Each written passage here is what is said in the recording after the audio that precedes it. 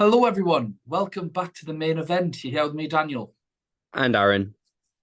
Aaron, it's been so long since I've seen that ugly mug of yours. I've missed it immensely. How you been? Yeah, been all right. We've traveled around a little bit. The last time Champions League was on, I was driving to London.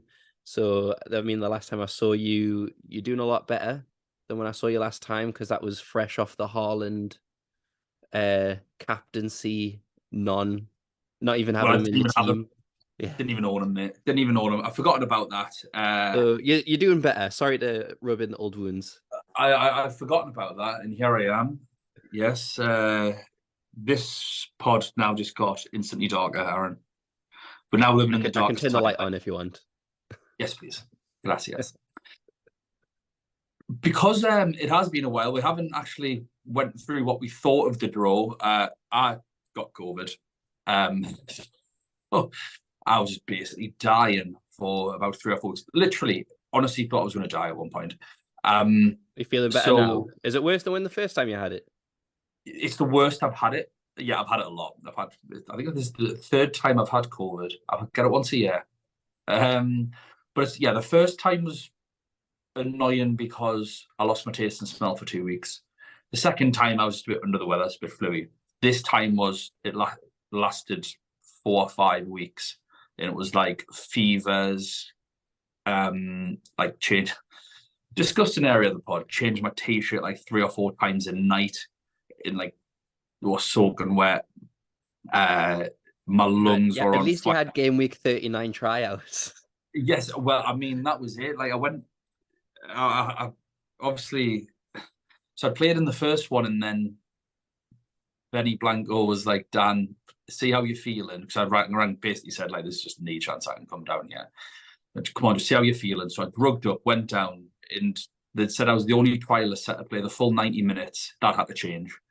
Um, the first 20 minutes, I didn't look like I deserved to be anywhere near a football pitch. It was horrendous. Like it was awful.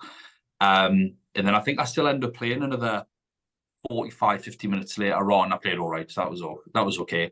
But that made me feel worse. I got back and my lungs just felt like shredded wheat. And every time I breathed in, it was like pouring hot milk over them for about 2 and a bit weeks. And I got worse. Like I got worse and worse. So yes, that is why we haven't done anything really. So apologies for that. But we will go through what we actually think of the draw, and then we'll get into the teams. There's only 8 teams left, so there's not an abundance to go through. Um, and I think some of this is relatively straightforward anyway. I don't think we're going to be tearing up too many trees. I think we're probably just going to be targeting what should you do with these 5 transfers more than anything else. Who should you really be looking to get in? Where your rotation risks? We'll try and go through as best as we can. Any injuries? But they are a little confusing because managers are keeping tight-lipped about everything.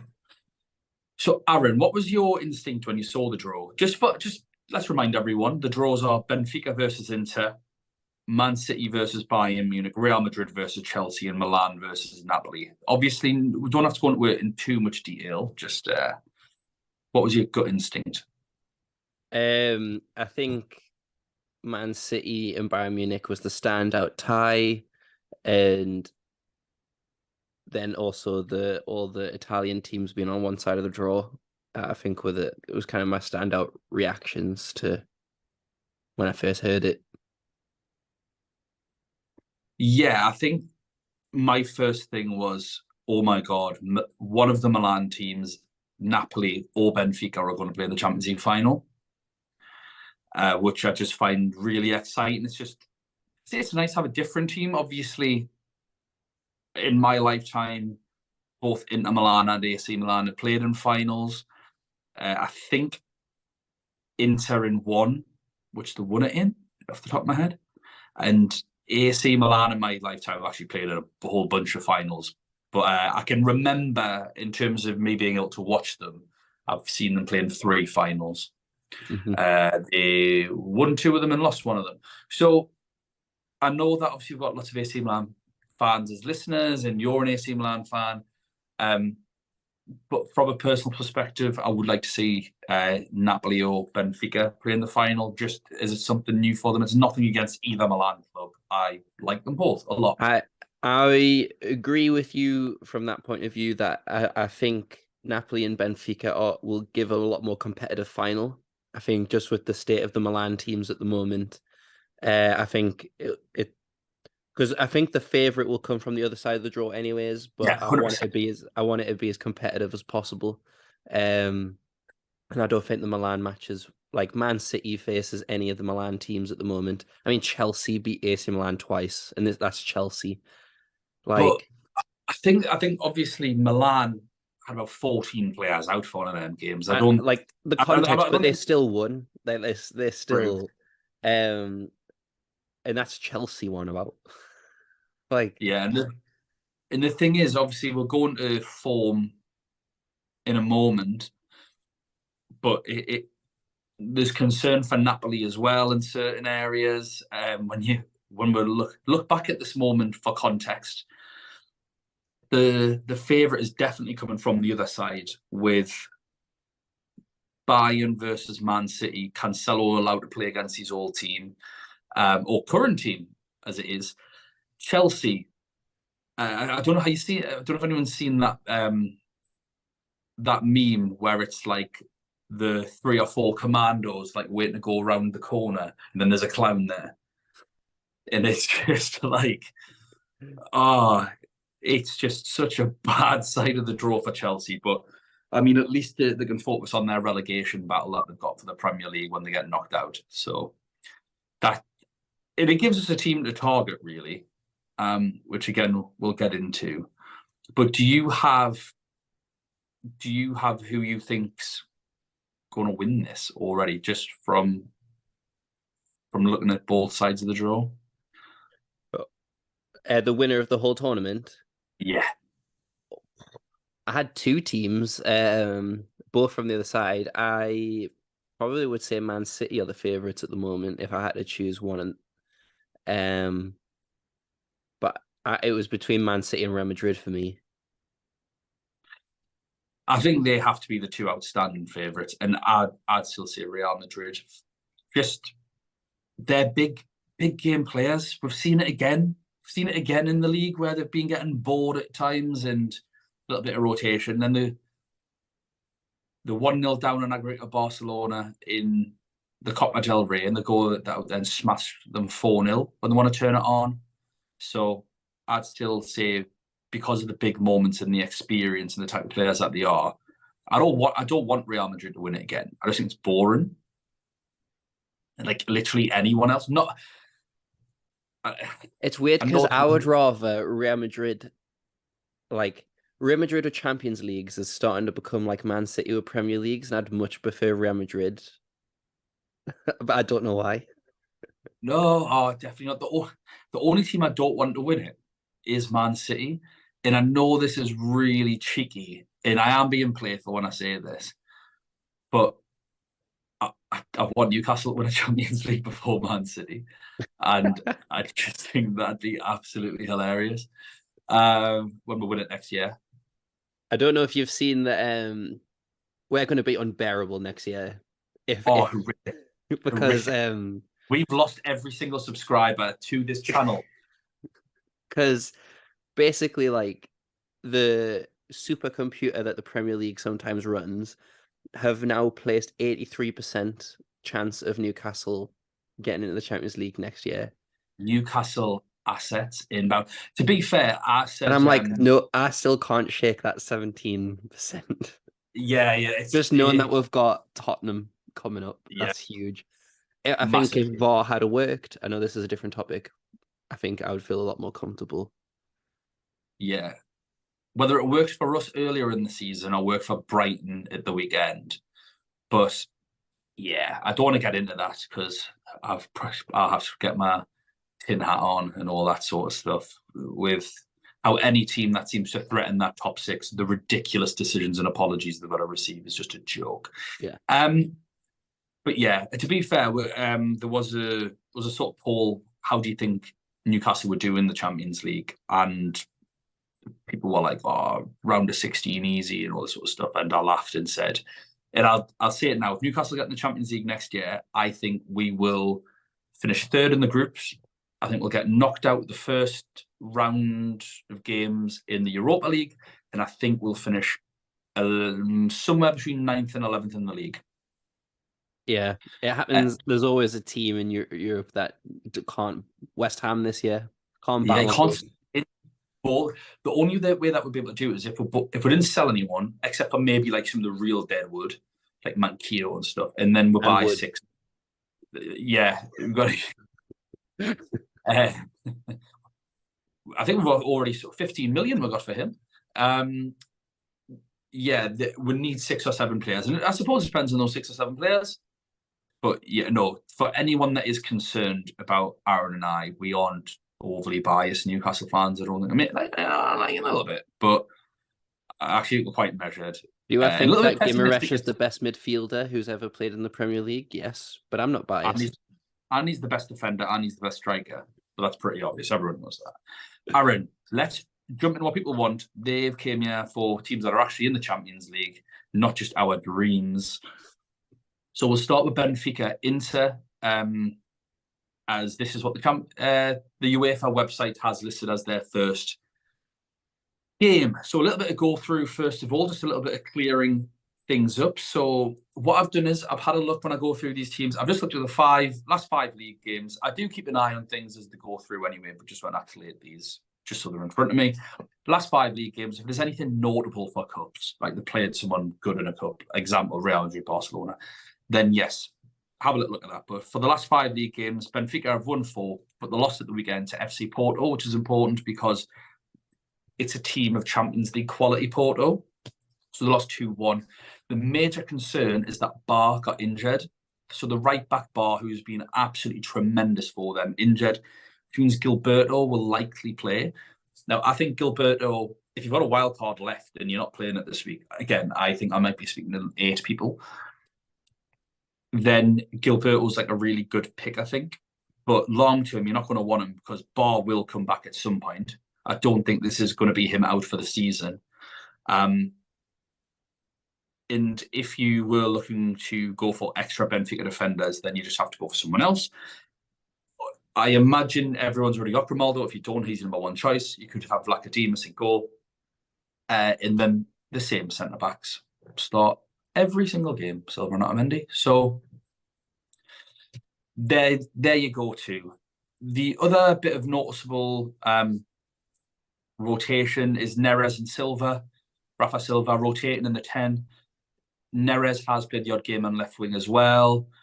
I'd say Neres is performing better than Silva in the league at the moment.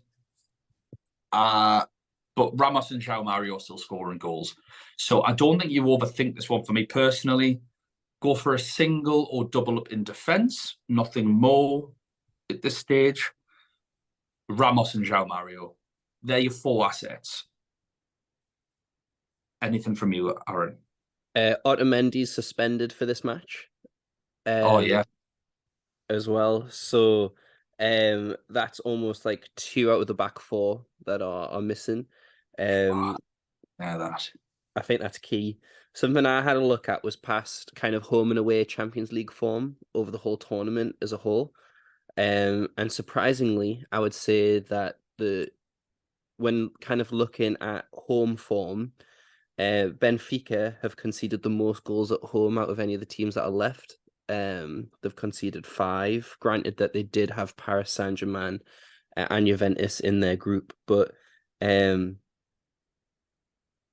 yeah, like I think that's key. They're a lot better away from home in the Champions League, but that's also in the league as well in terms of they've conceded in the last 6 games they've conceded 5, but away from home in the last 6 away games they've only conceded 1. So they're better away from home. And so I think that these, granted it is against Inter, but I think that the defenders, I wouldn't go too crazy on them just yet. That's why you said don't go triple up or anything crazy at the moment. I wouldn't anymore. And out of all of the teams left in the Champions League, Two teams have conceded 8 goals, which is the most. Benfica and Real Madrid. So, which I think is interesting because they're the two defenses that arguably we're going to try and target. Yes. I suppose the only way of judging the strength of Benfica assets. I mean, obviously, I think people are looking for differentials at this point. I think we need to look at Inter first, and then we can have like a real discussion. So Inter, obviously, you know more about the Italian league than I do. Just to quickly run through, have only won one of their last 5 league games. They've lost 3 and drawn 1-1 at the weekend. Things that I've noticed: Robin Gosens is back on the menu, as he got a goal at the weekend. He's getting more playing time. He was subbed off in the 75th minute at the weekend, which is good for X-Mins. That's because of the lack of centre-backs. Yes. So Darmian has been playing right-sided centre-back, so Denzel Dumfries' minutes look better too. And that, you've just alluded to that. Like Skriniar's got some back problems. I don't really know what's going on because De Vrij and Acerbi rotated at one point. But surely just play them both. Just play them both. Other injuries: Chanloglu's injured, as far as I'm aware. He's confirmed to be out already. And I suppose the next question that I want when we go through the defenders and things like that as well is who's going to start, Handanovic or Onana? Because Onana seems to have been playing the Champions League game, but Handanovic got important minutes in that loss to Juventus. Was Juventus that, or did the? Oh no, that was in the it was in the draw to Juventus in the cup. In the cup. Yeah. So Onana seems to be the competition keeper. He's played every single cup and Champions League match. Handanovic has played in every league, well, most league matches other than when he's injured. Obviously, we'll get to see the team sheet, which is massive, but I think Onana is probably going to be the one who starts. Which annoyingly, with the draw, these are the 2 goalkeepers that I have. Same, exactly the same, which is important. Yeah, I'm more likely to keep the Benfica goalkeeper than Onana, just with their Benfica in a lot better form, and I see them more likely to go through. So that's who I'm leaning towards. Talk to me about Inter. What's going wrong for them? What's going right for them? I think a lot of what is going wrong is when you look at kind of the score lines and stuff like that, it'll paint a very different picture to what's actually happening in the matches. So just to touch on one of my old nemesises, Martinez. He missed 3 chances in the last match. One of them with an I guess what's it, like, expected goal type thing. XG. Yeah, XG of 0.98, and he missed. Wow. I don't think I've ever heard of that before. That's I don't think there is a chance with 1 XG unless the ball's on the line. Like, I don't think there's a chance that he was literally on the line, hit it, went off the post and out. Mental. But he's doing so many of that. So people are referring to him, are kind of referencing the World Cup Lautaro, that he kept missing all them chances. Obviously, he still won the World Cup, but like he didn't cover himself in glory. No. Lukaku is back, gets red carded for celebrating. That's a joke. For anyone that isn't aware of this, he received racial abuse from the Juventus fans. He scored a pen, and then did he just stand there and do this to them all? No, his celebration is. It was a salute, wasn't it? He saluted them. That's just been a celebration for the past few months, to be fair. So yeah, and then got red carded. It's totally insane. hopefully gets rescinded because thankfully he got red carded in like the 90 something minute and it had no effect on the game. And then But Handanovic got red carded as well, I think. he did get red carded with Cuadrado, and that's also a joke because at the end of that game, Handanovic was just minding his own business, and Cuadrado was getting into him, and Handanovic was just like, "Look, just leave it." And you could see Handanovic on more than one occasion just saying, "Oh, look, just leave it, mate," and trying to walk away. And every time he tried to walk away, Cuadrado was like grabbing his arm, and then he's just lost his head, just like get away. And even then, after that, he didn't do enough to get red carded. I don't even think he did enough to get booked anyway. Yeah. So I think the referee, I know that there's been lots of speculation on like sort of criticism towards English referees, and rightly so because they are garbage. But my God, some of them in other countries are horrendous. And yeah, this referee shouldn't be allowed to referee football matches. Yeah. I think it's interesting, obviously, that it's a whole nother debate about big teams paying off refs, with Barcelona getting investigated as well. Um, I with that red card, I've just remembered that was the cup game. So Handanovic, I guess, has been playing in the Coppa Italia. So it's going to be interesting. I think with that rotation risk, you probably do favor the Benfica keeper anyways, because you don't want Yeah, it to get to next week and then you don't know what keeper's going to play. yeah, So the thing is with Inter as well, just going back to them, is that they've actually been playing a lot of their matches away from home recently, or in the cups. So their home form, other than the last one against Juventus,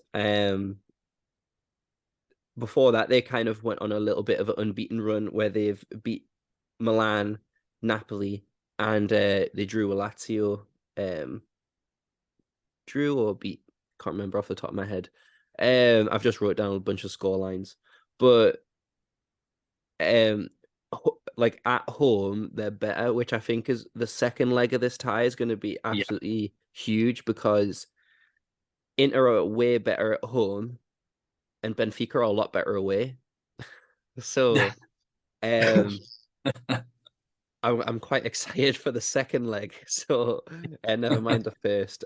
So I'm almost trying to like guess players and almost use this match as a way for me to decide which players stay in the next match day's team, because obviously I want to focus on the people who play on the first day because I know the people who are going to start, and then depending on which battles go better, I can then, and depending on the score line of the first leg, I can then start to keep them players in, or if there's any punts that I want to take, I can maybe like choose to double up or triple up on Benfica defense, or reverse it and into get some of their defenders or something. And I don't know. I think this is going to be the match on the second day where I think most of the punts and most of the differentials are going to be.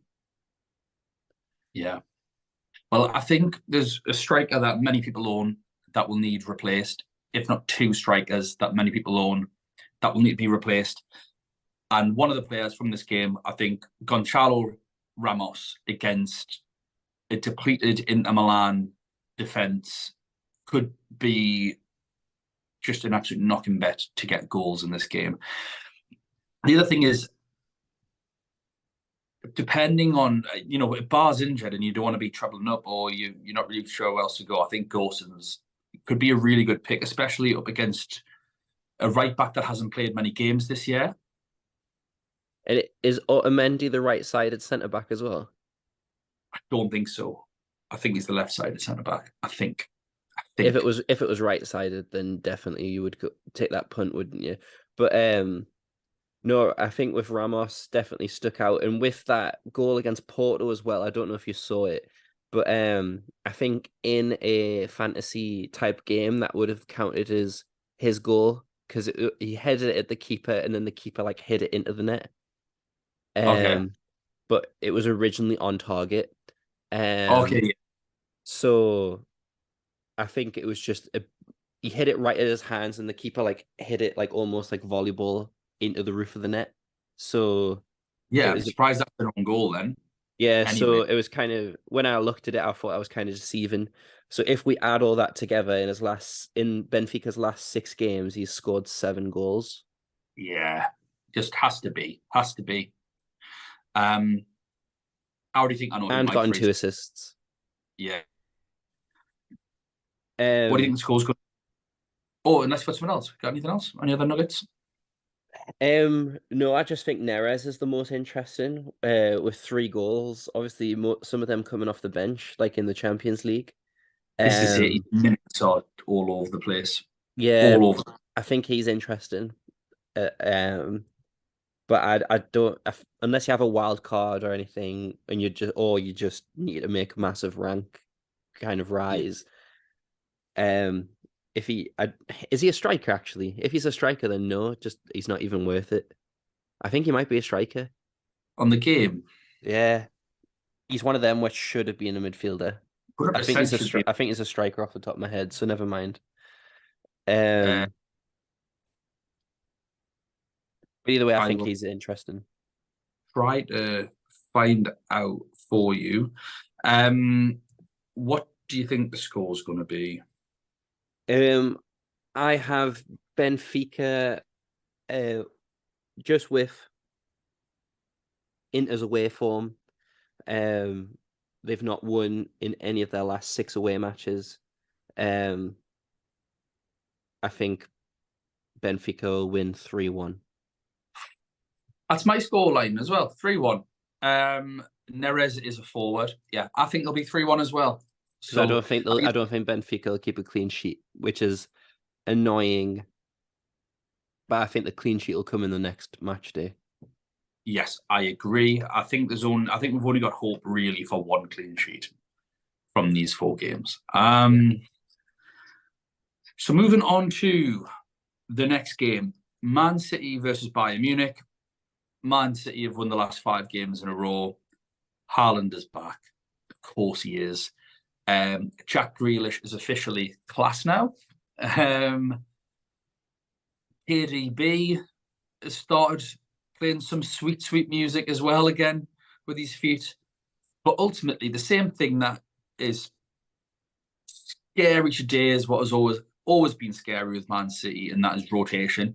And that's whether it's this game week or the next one. Now, it's a little bit easier for this one. And if anything, this is another one of those instances where actually we preferred the early team news for the second leg because they're probably going to be relatively unchanged from Southampton, I imagine.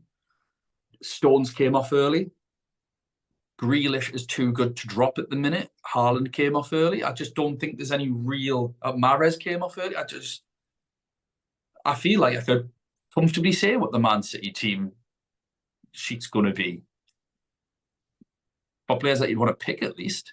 So it feels like a bit of a waste. Whereas in a couple of weeks' time, Foden's going to be back, and by that point, we don't know really who's going to be playing. So this is one of those where I'd much prefer the Real Madrid lineup against Chelsea this week.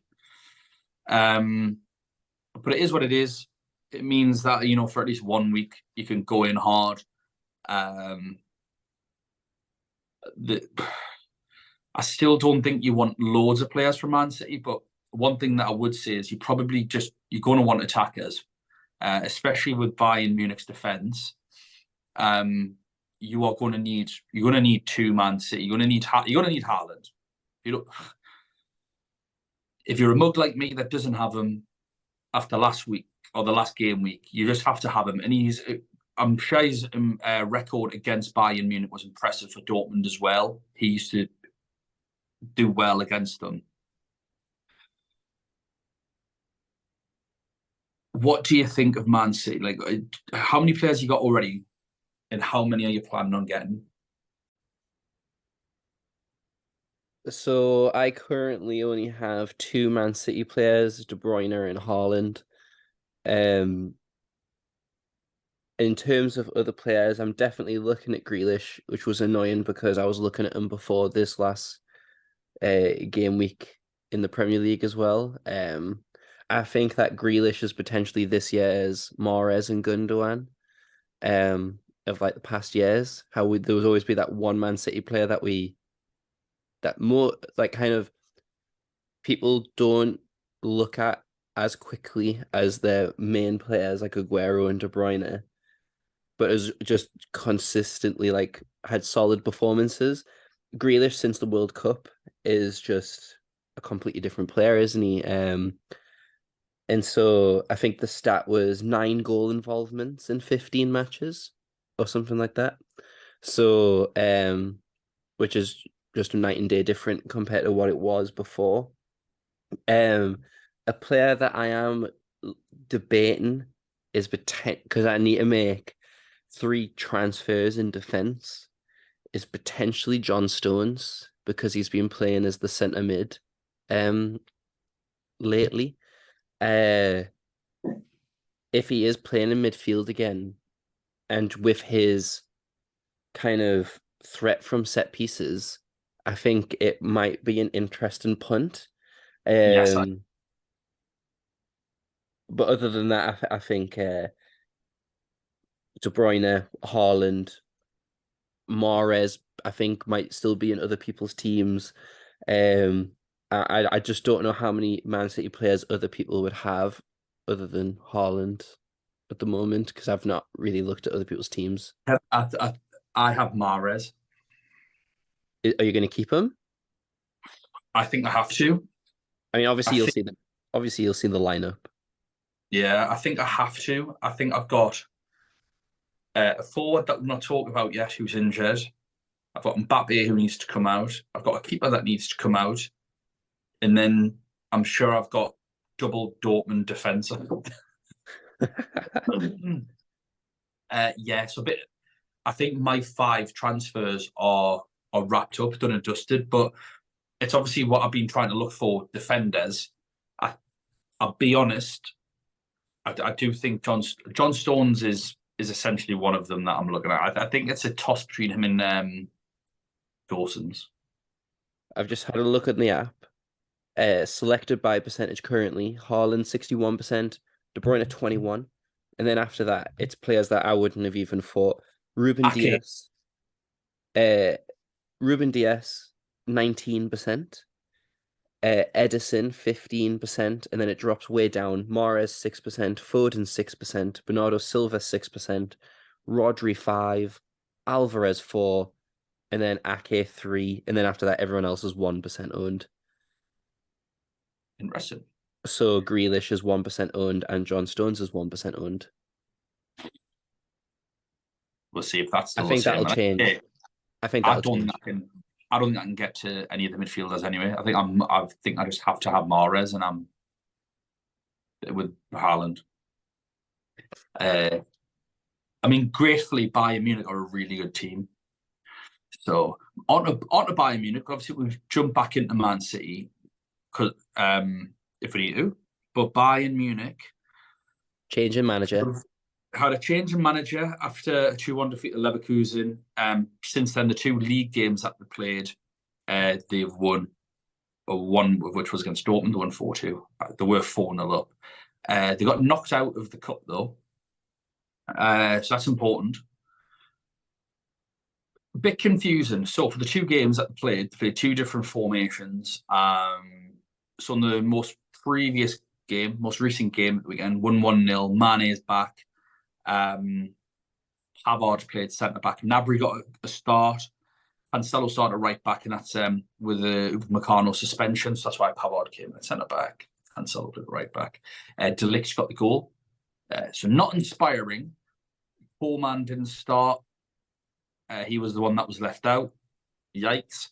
The game before, yeah. the game before that, he started and scored. They played a 4-2-3-1, won 4-2, like I say, against Dortmund. Coleman got multiple returns. He was all over it. Muller's got a goal. And in that game, Pavard played right back. So I think even with buying assets, you're not entirely sure who the hell's going to play where and what and how. And for me, I think Coleman starts. And the reason why is because he didn't start this game. I think he's the one that's been rested because he's their best attacker.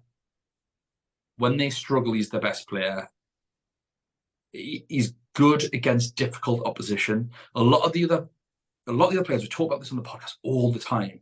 So many good players are great against mediocre opposition, but there's just a certain group of footballers that against harder teams come to life, and Coleman's one of them.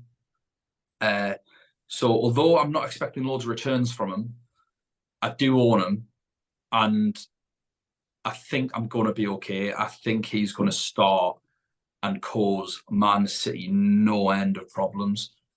It's going to be a fascinating game, obviously, with the way that Man City set up now, with that boxing midfield, with the three defenders, and their wide players constantly playing on the shoulder of the opposition's fullbacks.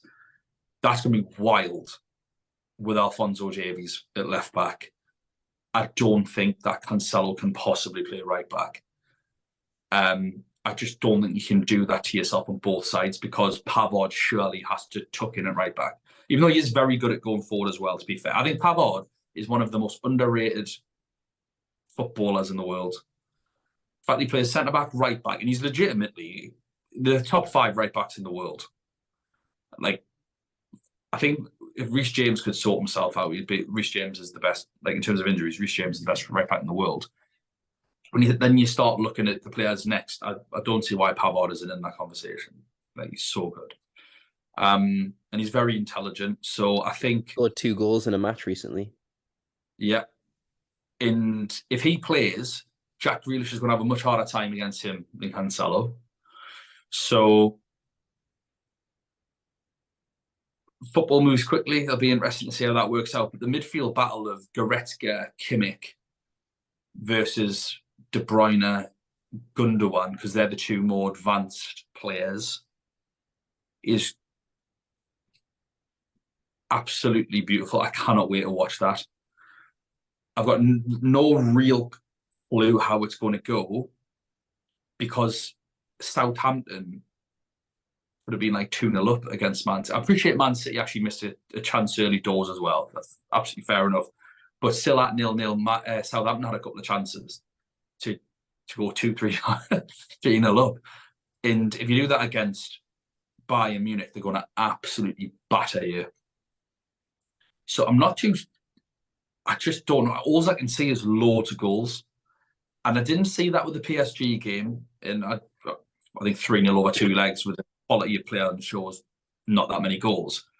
But for this, again, can't see clean sheets.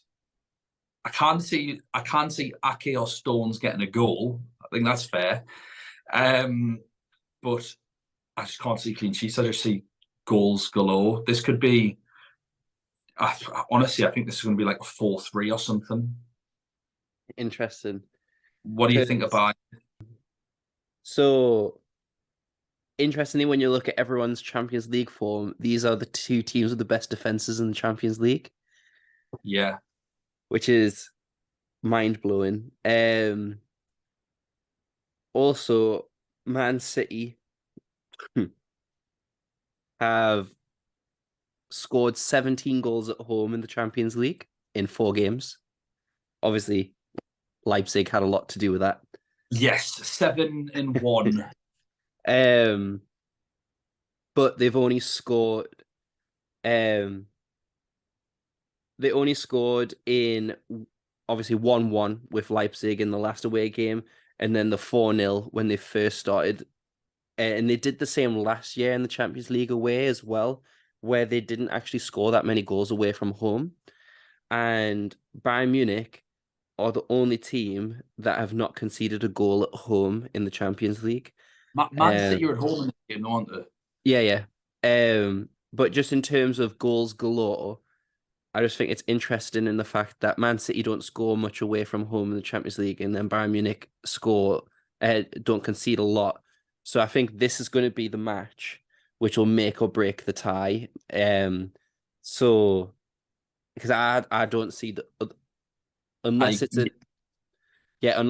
if it's really, really close, I think the next match won't have many goals in. Because both teams will be too scared to lose.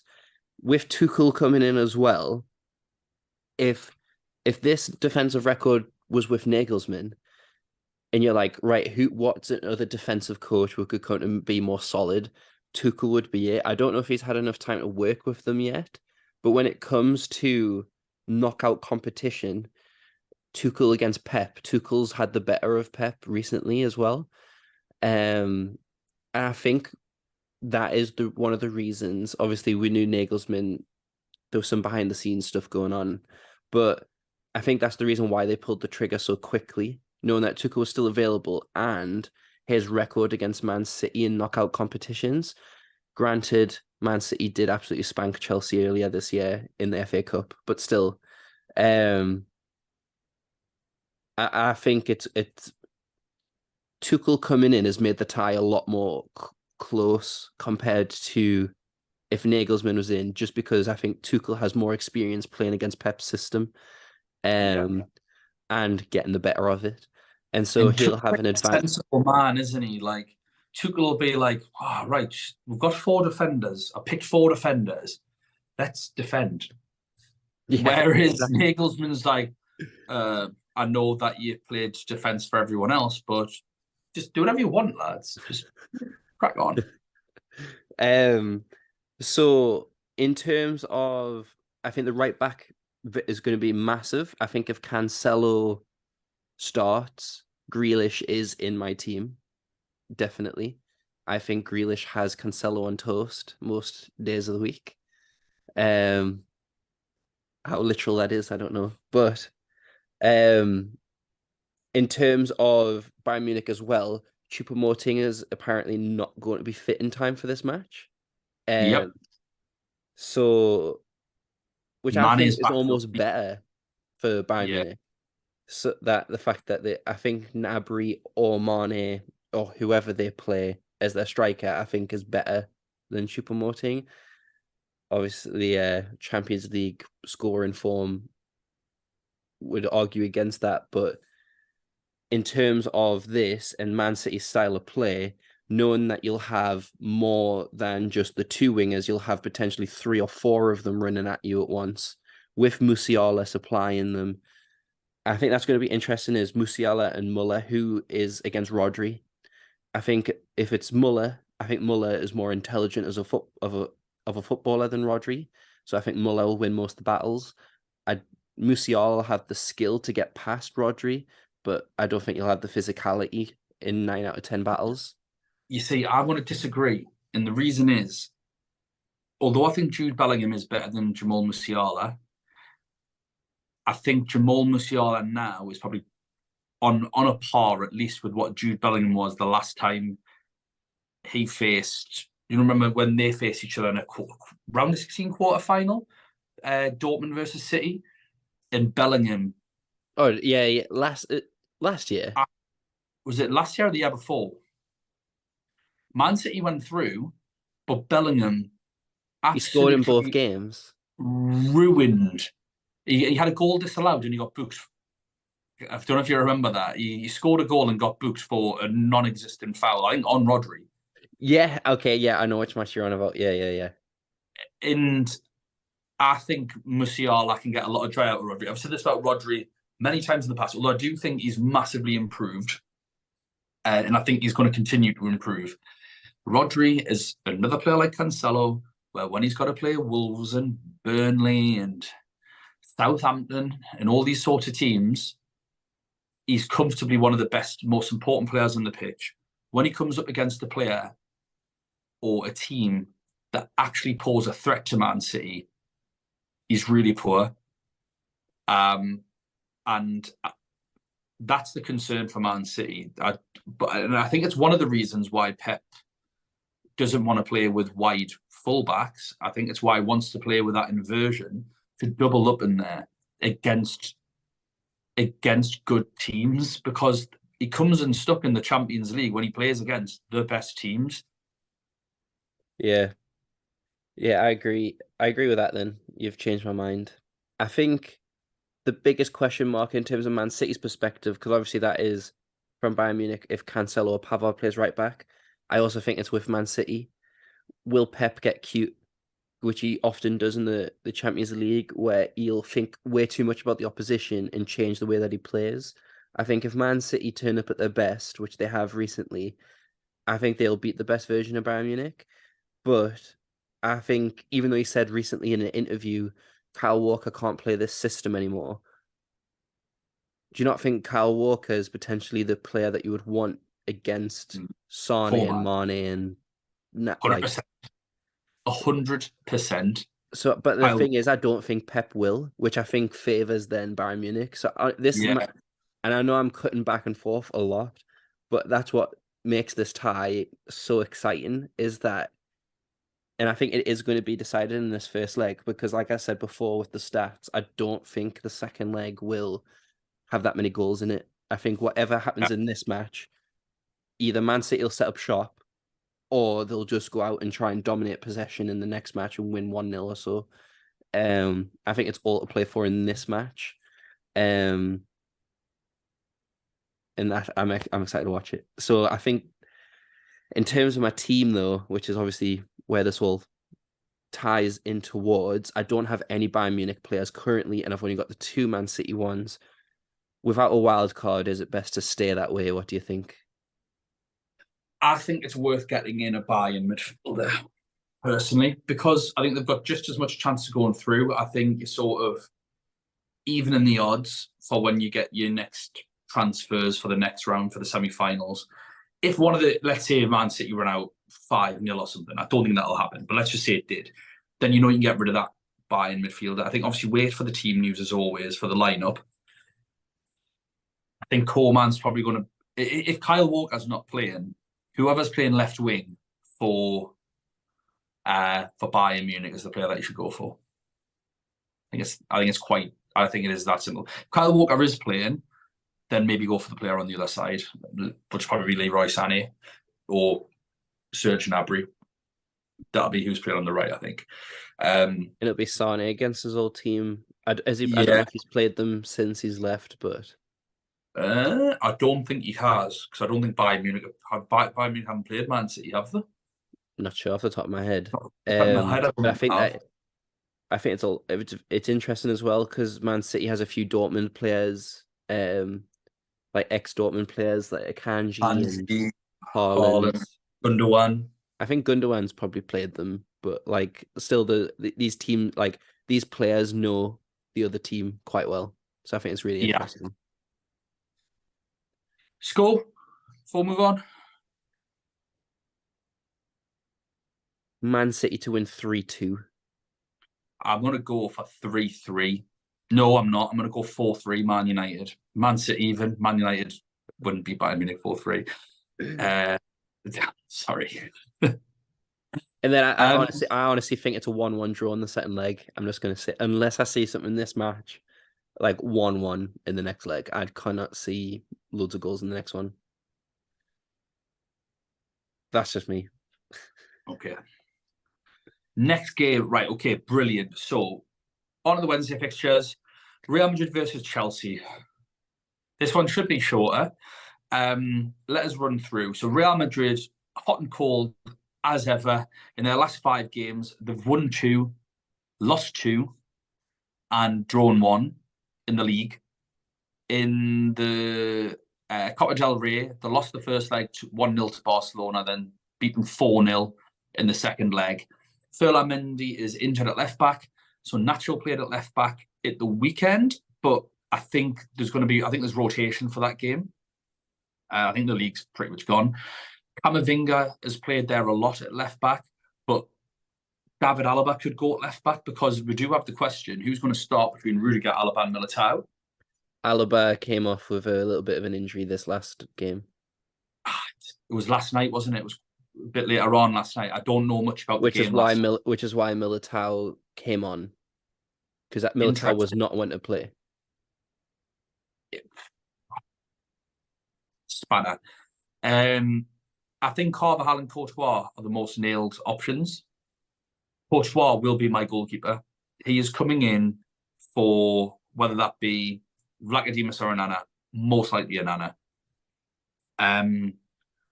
I'll be bringing in Courtois. I just think he's going to be the one that's going to get the most clean sheets out of all the keepers left. And he's on the other side of the draw. So it had to be Real Madrid, Chelsea, Bayern, or Man City. So remember, whenever you're going to pick your second goalkeeper, make sure they are on the other side of the draw. So you have this problem in a couple of weeks' time. The other side of the draw and play on the second day.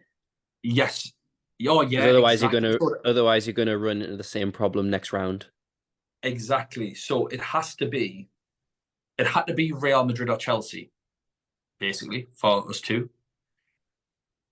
So you're going to go for Kepa or Mendy? Exactly. Benzema and Vinicius Junior are just musts. They're just goals galore, the pair of them at the minute. Benzema got a hat trick against Barcelona, but Vinny's scoring. Back hat tricks, yeah. He's getting assists. They're the two best players in the game, I think. Just get them.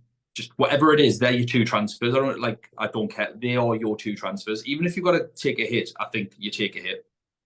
That's how good they are. Gratefully, I own them both. So thank goodness for that. I also think you can gamble on Rodrigo. Rodrigo has been playing really well recently. Didn't have a great game last night by all accounts. But prior to that, played really well. He's getting in the goals as well. He's been playing right wing. Valverde's been dropped. He's played in centre midfield recently, but he's not been playing right wing since, I can't remember, but it was one of those two. They got beat twice off Barcelona recently, 1-2-1 in the league and 1-1-0 in the cup. And basically, he's not played right wing since one of those games. I can't remember which one it was. So I think Rodrigo as a midfielder, again, is a really good option. You want Real Madrid players, basically. You've just got a free roll of the dice against this Chelsea team. Like my notes for Chelsea, because they've in the last 5 games drawn 2, won 1, lost 2. Chelsea are shit. Chilwell and Kante rested for this game. They're my notes. I don't need to say anything else. Like you're not honestly, it's other than a certain word. The only thing I've wrote different, literally word for word, Chilwell rested for this game, Kante rested also. The only thing I've wrote differently is, can Lampard do anything? Question mark, question mark, question mark. Nothing outside of Chelsea either. Just can he do anything at all? So, are we allowed 5 players from each team now at this stage? Yeah. I think if you can get the 5 Real Madrid players, do it.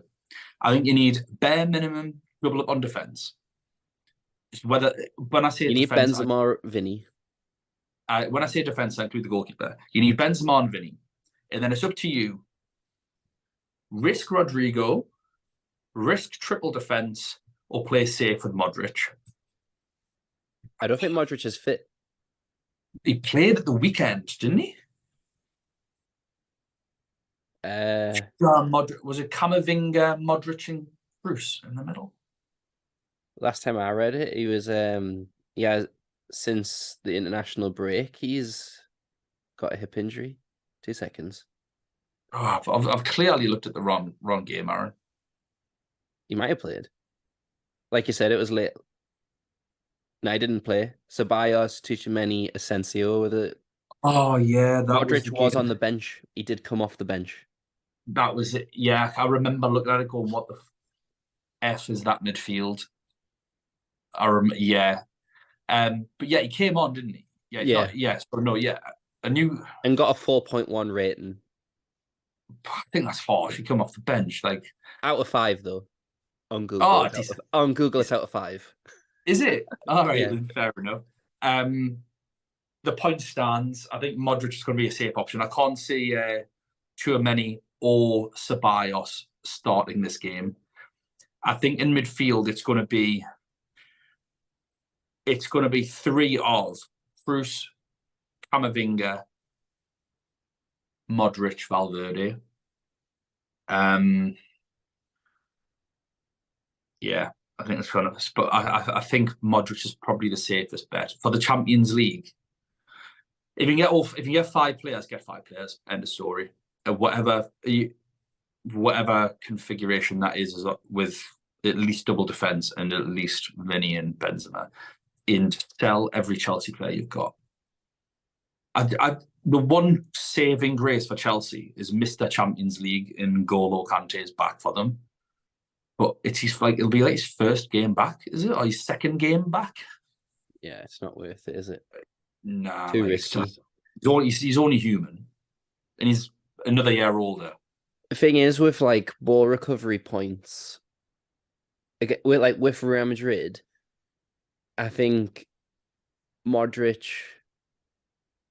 like at any point, like I think Real Madrid's like midfield three, they'll pass it around you, and it'll kind of be like a team effort to get the ball off, rather than an individual player, which it can kind of do against most of the teams. I think Kante, you'll get maybe 3 or 4 is what I'm guessing, because the other midfielders, like Enzo, I think he'll get like 3 or 4 as well, because it'll be a team effort to get the ball off the midfield 3 of Real Madrid, because that's how they beat most teams, is they pass you, they just pass it around you. Yeah. Look, have I missed anything out? No, the biggest thing I'm debating is Nacho, Rudiger, or Militao as my defender that I bring in. If you're going to punt, Rudiger, because I think Rudiger's got the highest chance of scoring, and Nacho loves a yellow card. Rudiger against the first time playing against Chelsea. Yeah, I think that's when you said he's fit. So I'm just gonna play safe and go Carvajal. Yeah, that's fair. I still might play safe, because you know what? In 2 weeks' time, I can't be arsed with this again. Like, Carvajal will play all the games at right back that he's fit. So yeah, like the thing is with like that team as well is that the defenders are so expensive. Like Nacho is the cheapest one at 5 million, but then Alaba 5.9, we know he's not fit. Militao, Rudiger 5.5, Carvajal 5.4. that they're not bad prices for a team that's in the quarterfinals, and also it's like they're the only defenders you expect to get clean sheets. Yeah, that's fair. I'm just trying to think of like ball recoveries as well. Like going off how much they've got at the moment. Rudiger has 32. I guess that makes my mind up. Nacho is 29.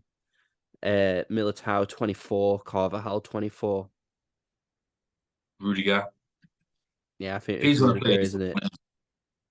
And he's got no cards so far in the tournament either. Unbelievable stuff. Red card incoming. Scoreline for this? Real Madrid 3-0.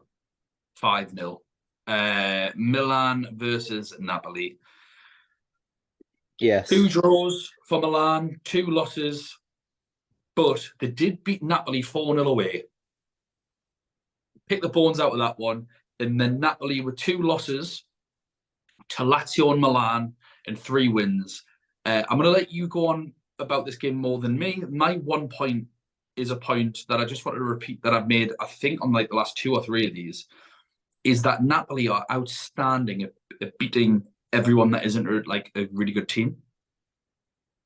When it comes to them, because they got beat off Inter at the start of the year as well, when it comes to playing like good teams, the struggle. But even in the groups, obviously they humiliated Liverpool in that first game, but then they did get beaten off them, and I think it's going too far to say comfortably in the last game. No Victor Osimhen for Napoli. No idea when he's going to be back. Yeah, that's the most confusing thing about this match is he going to be fit? It is an abductor strain, which is what they've kind of confirmed, but also Simeone is injured as well. So Raspadori is potentially the only fit striker for the match. Obviously, he did quite well in the group stage, but Simeone and Osimhen are like the most dangerous attackers. Yeah, Raspadori is a prime example of this good against dross. But when I don't think he's done anything against any good team, Raspadori, again, except for that first game against Liverpool, and Liverpool were really bad as well, let's be Yeah. honest. But other than So that, he's not really done much against good teams. so there's loads of conflicting media about this because Napoli want to make it look like they'll stage more of a threat to Milan, trying to have that confidence. I think potentially they're going to rush him back for the match. Apparently, according to One Football app, which we're not sponsored by yet, um, hopefully soon. But the apparently Osimhen is training by himself. He's not started any team drills, but obviously they've got 2 days worth of training left.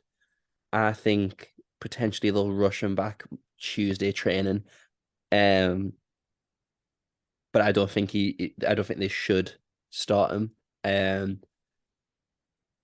Because basically when how the match went last time was that Calabria just shadowed Cravadonna the whole match. Like literally, AC Milan would move their formation around wherever Calabria was, um, and I think like it was the least amount of touches that he's had all season. But it was like it wasn't just by like one or two; it was like significant. I think it was almost like a Haaland performance where he touched the ball like 3 or 4 times.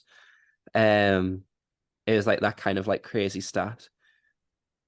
It worked for Milan last time. I can't see them not doing it again. Um, and so Calabria is going to be shadowing him.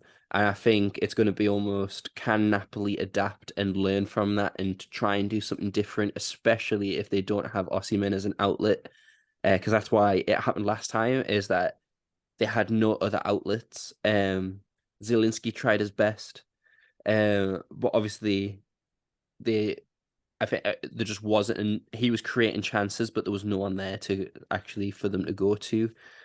Um, and also it was inspired performance by Liao, who I think, I think it's between Liao and Gonçalo Ramos for the punts on terms of if Osimhen, do you stick with Osimhen or do you transfer him out?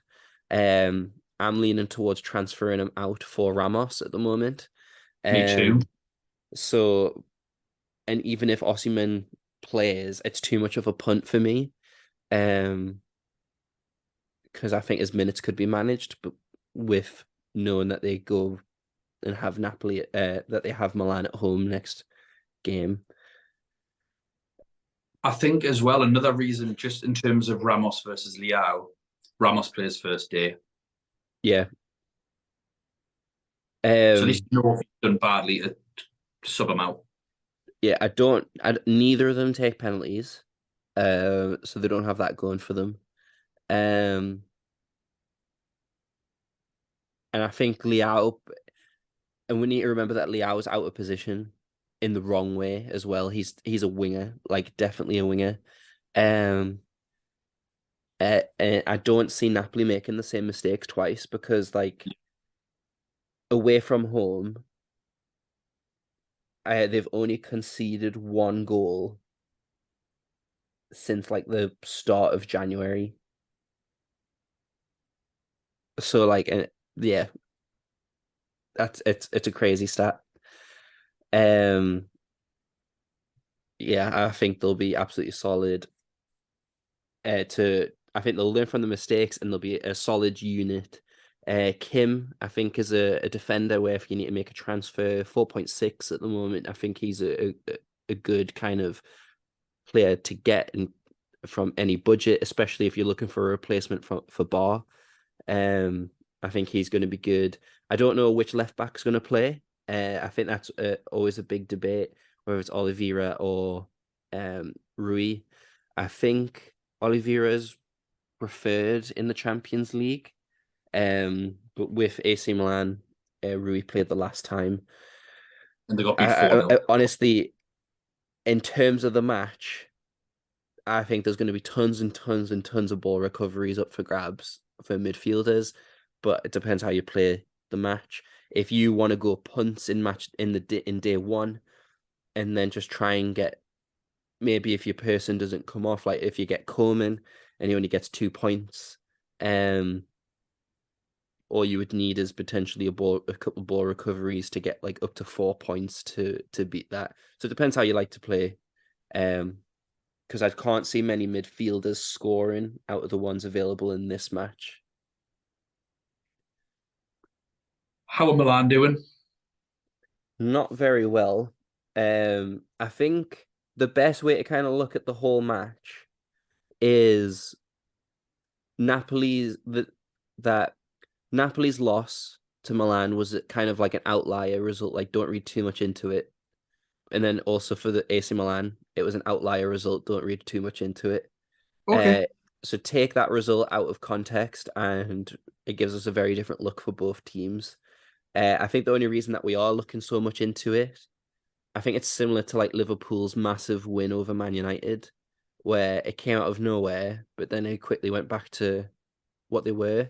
I think that's going to be the case with both Napoli and Milan. The biggest thing that Milan did was they switched to a back four rather than having 3 at the back with wing backs. I think if we get any word that they're going to switch back to a back four again, they're going to be a lot more solid defensively because they play with 2 defensive midfielders. I think the one player who potentially we might need to look at is Diaz, because he was outstanding against Napoli last time. He scored 1 and assisted, but he was just, everything that he was doing was working against Napoli's 3 defensive midfielders. They couldn't get close to him. So he's potentially like a very punty option for the second day. But overall, though, Milan aren't doing too great. The manager's under pressure, and they aren't doing too great of a job in terms of sticking with the top 4 race. They're dropping off quite quick. And but in terms of this match, when you look at all the stats, I think we are focusing a little bit too much on that Napoli match. I don't think Milan do the same thing. I think Napoli will win both legs. Any injuries or anything like that from Milan or Napoli that we've missed out? For Napoli, other than Osimhen and Simeone, I didn't see any. For AC Milan, Giroud might not be fully fit because they played Origi on the weekend, who got booed off the pitch. Ibrahimovic has been having a few minutes here and there, so they might not have a recognised striker as well. But in terms of that, I don't think there's... Who was the striker in the 4-0? Giroud. Decent. If he's not there, then. Scoreline? I'm going to go for this match 2-2. Okay. I'm joking. Actually, I've just remembered I said Napoli would win both legs. 2-1 to Napoli. Yeah, I'm going to go just 1-0 Napoli. Boring game of football, this, for me. That's what I think. We're done. Yay! How was that? Nice and painless? Yeah, I mean, we might have to jump on another Zoom meeting. Yeah, not for the listeners. No, we're going to finish it up so we don't have to jump on another Zoom meeting. So thank you very much, everyone, for watching or listening. You can find us on Twitter at UCL Fantasy Pod, all the places where you can normally listen to podcasts, and of course, YouTube, if you're looking at us now. We will see you next time.